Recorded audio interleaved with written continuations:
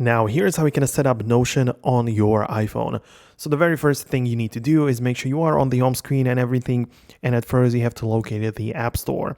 Obviously, before we get started, make sure you subscribe to this channel and you never miss future videos. Essentially, open up the App Store, go to the search section and just look up the word Notion, get the app.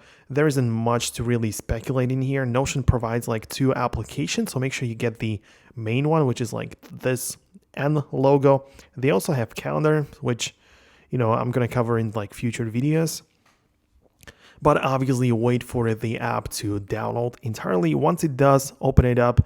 And in here, what you have to do is to make sure you sign in. You cannot use the app without an account. Luckily, there are many ways how you can set it up or sign in. I personally sign in through Google, but you might as well use Apple or just an email or some other options in here, single sign-on. So you can click on Google or whatever you like, then go into here and choose the account that you're going to use.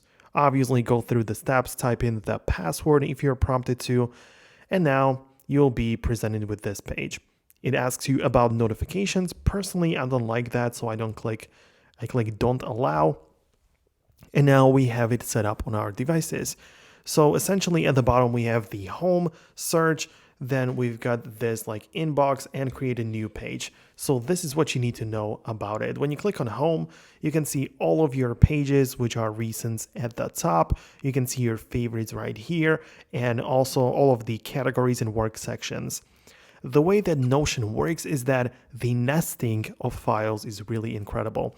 So you can see that you can open up this and there might be another files nested into this one, and there are so many of them, right?